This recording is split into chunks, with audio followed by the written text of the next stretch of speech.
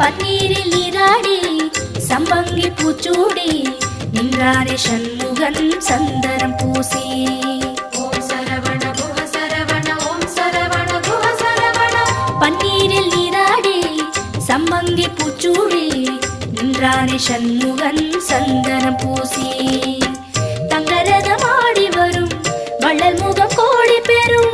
தங்கரதமாடி வரும் வள்ளல் முகம் கோடி பெறும். வள்ளல் கரத்தாலே வாழ்வு வரும். குஹன் என்றாலே சுகம் என்றாகும்.